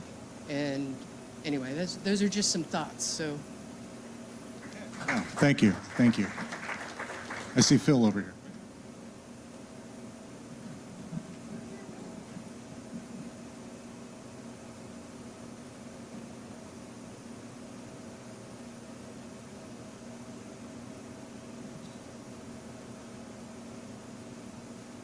First of all, I got to say that this is what we need to do. There's some very great ideas here and very good observations and seeing the depth of the situation. It's not a simple solution. I'm going to just talk on Warrensville for a minute. It's not a simple solution there. The depth of the properties makes it very complicated. The beauty of the streets behind it makes it very difficult because you don't want. I've met the people on the streets there, and I understand. They have beautiful homes, and they don't want to look at something bizarre peering over at them. And that's their right, and that's what they need, and that's what we have to honor. It's a complicated job, and as you were saying, I forgot the gentleman was saying, you can't do this in little pieces. This is going to have to be I guess you could call it an urban renewal project. If you're going to do Warrensville properly, it has to be thought out. The street itself is a wreck. I've seen the so to speak bike paths. I've never seen anybody chance them. I wouldn't go on them. It's interesting that down further there's a great median on Warrensville, and so that the roads, the two directions are separated. We've got to. It's really going to take some careful thinking and discussion to get it to come out. It's a difficult project. On the other hand, I mean, I'm trying to think as I go through this, what are the models that Warrensville could be like? And I spent a lot of time on Lee Road recently. I buy bagels there, and it works very well. But I don't think that's our model. I don't think so. But when you start moving up, there's some beautiful projects. There are some beautiful ones in this area to compare to give us an idea. But this is something that's going to really need some work. And it's going to have to be group. It's not going to be little pieces. It's going to have to be a group, is the way I see it. The other thing I wanted to say is, as I've been walking the streets of this city, and I'm very tired from the walking, but this is a magnificent city. I mean, I meet people who have lived here 50 years, 60 years. They raise their children here. I see new people moving in, and we've got that's unique. It is really unique, and this is a wonderful place to live, and we have to protect it. And I'm not sure Well, we'll see. We'll see. These are good thoughts. We'll see. Okay. Thank you, Phil. Thank you, Phil. Right here. Hi, I'm Robin Soder. This is my husband, Lenny Soder. We live on Fenwood. We're in a unique situation in that we're on the corner. I walk all the way to Van Aken. I walk to Cedar Center. He'll tell you I rarely take the car anywhere. I guess I have to be worried about Warrensville now, though. One of my additional points, my last point, is has the city considered the effect the increase in density will have on the safety forces and the service department? You're talking about additional calls to the police department, the fire department. Across the country since COVID, it is very hard to get police officers and firefighters. I've spent 32 years working in municipal law for a suburb of Cleveland, and I can tell you, we struggle constantly to fill those positions. So that's something that additionally needs to be looked at with regard to being able to handle this increase in density. That's it. Very good. Thank you. Thank you. Right up here.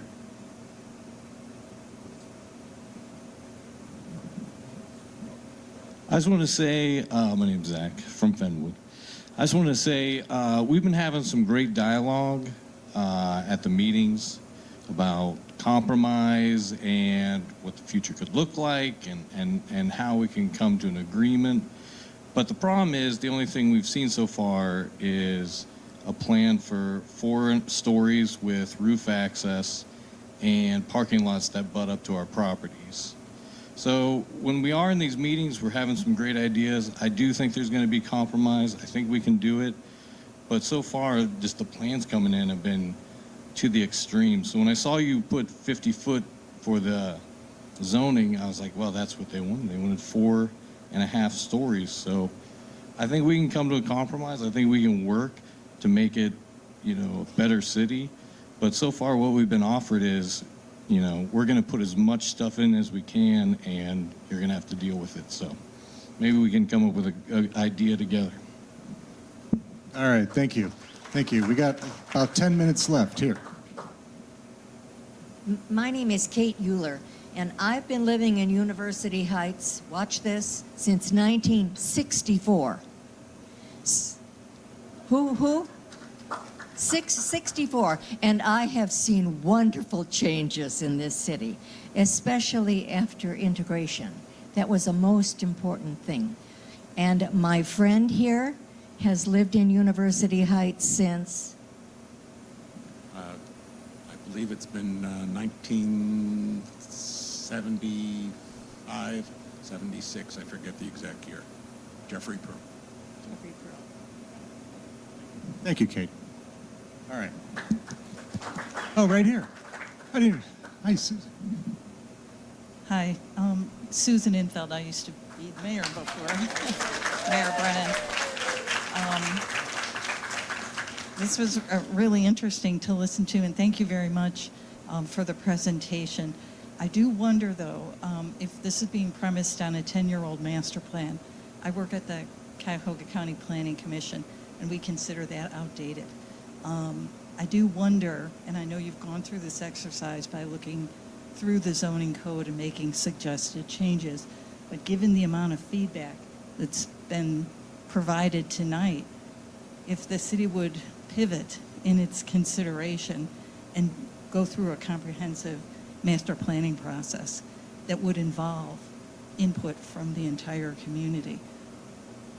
Just a thought. I do have a couple of suggestions or questions about some specifics that you had mentioned, though, in the zoning code update. One was the ADUs, and a few people here have mentioned the typical lot size of 50 by 150, which would be 7,500 square feet.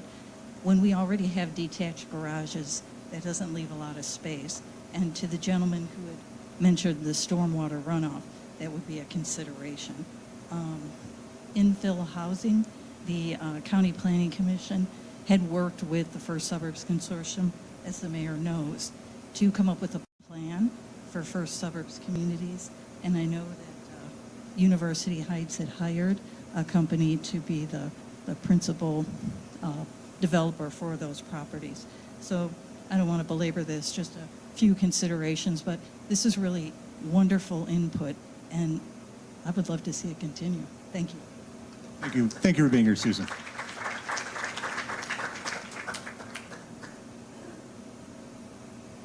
No, we haven't gotten everybody, and we have just not quite 10 minutes left. Right here. Hi, everyone.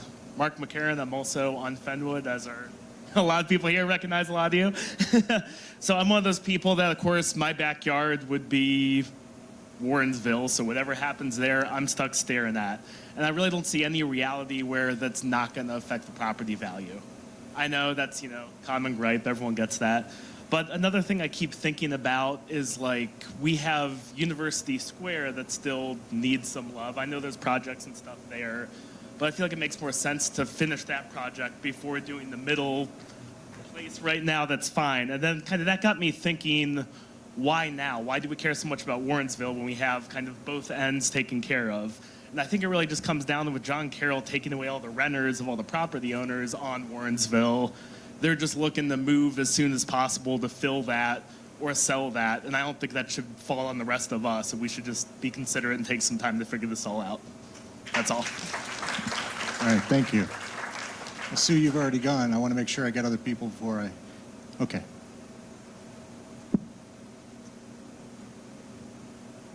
Hello, my name is Slim Marie. I've been living on Saybrook Road for 41 years on tomorrow. Yay. Anyway, I wanted to echo what this gentleman said, because when they built that University Square, Town Square, and they had the grocery store and all these booming things, and all of a sudden it just fizzled right out. And some of the areas were never even used or rented or leased.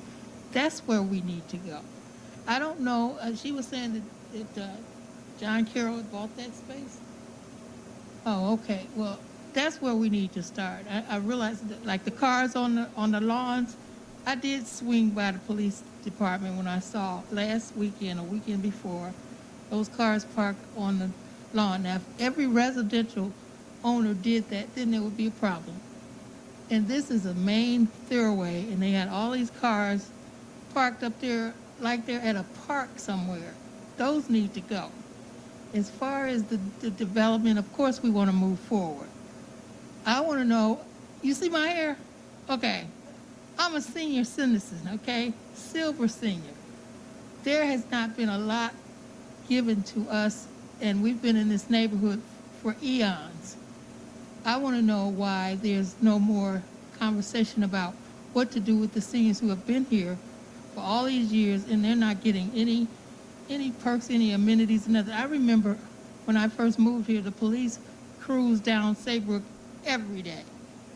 And I got to know them because they were visible. They don't even have, I don't know if they don't have the manpower to do it anymore, but they're far and few. And so I just think that we need to start where we left off with that University Square massacre. Applebee's is gone. They're not good in the neighborhood anymore, okay? We need to do something with that area and then worry about Warrensville, and we can incorporate that as well. Thank you. Yeah, just so folks know, University Square was purchased last year. Bell Tower Center is underway. There's development happening there now. 2 restaurants just opened there. Urban Air Adventure Zone is coming in. The construction's supposed to start on that next month. And the apartments are supposed to happen starting next year. It's about a 24-month turnaround. There's a lot already happening over there. That's already underway. The garage peel back is already happening. If you go over there, you see part of the garage is already taken down. So I saw Sue. Before I go to Sue Delaney again, is there anybody else who wants to speak who hasn't had an opportunity? We're almost out of time, but I want to make sure we hear from folks. Over here, I see one.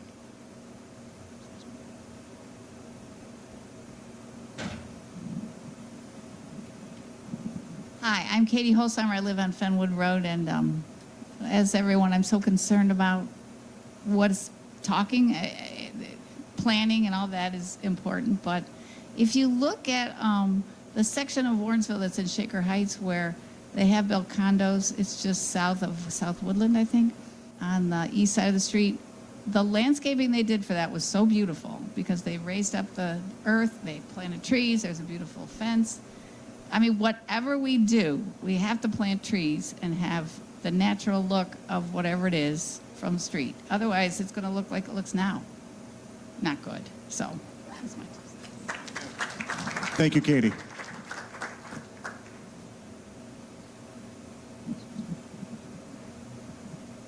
Hi, I'm Joe McDonald. I live on Fenwood as well, so very concerned about what's going on. But I wanted to just throw out a challenge since it's been brought up several times about the parking on the lawns on Warrensville Center. So since the mayor's right next to me, I'm going to ask him what can be done. I've called several times, and the police do go out and give tickets, but I don't get any satisfaction. And since you are the safety director, I don't understand why the police can't drive up and down and give tickets every day. That's my question. Well, I know that they are ticketing, and a lot of it's complaint-based, but some of it's also based just on what they see. We are looking at redoing Warrensville Center Road to restore more parking. Some of that parking was taken away. Most of the folks that are renting those homes right now will no longer be eligible to rent those homes next year. One of the things that we're looking at is why we're looking at Warrensville Center Road is because there are changes that are happening, and changes will happen whether we do anything to meet those changes or not. We don't need to do a zoning code change for the landlords to turn all that into Section 8. We don't necessarily want to see that. We do need to have places for people to live. I would love to see people, landowners investing in that property and doing something positive and new and fresh. And, we've heard so much great feedback this evening that will help our consultant, help the city council, help me, help the next mayor, work on things that will make University Heights more of what it is, reflect the kind of community we have lived in and want to continue to live in. And I want to thank all of you. I want to thank all of you for being here this evening. Before I wrap up, I want to make sure we could take one more. Anyone? Right here. Hi, my name's Angel Krasajic. I don't live on Fenwood. I live on University Boulevard, which is a cut-through a lot street. It's a cut-through street a lot, and I am worried about some of that traffic coming off of Warrensville that's going to be speeding through. But one of the things I want to say, we moved here in 2014, and we moved here because I personally felt like it was the city of beautiful homes. It was a community, like a gated community without the gates, that you felt comfortable and you felt like you can walk and you felt safe and secure, and the homes were beautiful. And we got rid of that beautiful home went away with, it just seems like it's just dissipating. And we're not doing anything to restore it. And I love that we're having this meeting, that we're all getting together and we're talking about it, but it almost feels like the plans have been made and they're set in stone. I'm just hoping that we have a say. We're the taxpayers. And we live here, and we should have a say. I want to assure you, the plans are not set in stone, and that's why we're here, and we're here to hear you today. All right, we can take one more. Okay.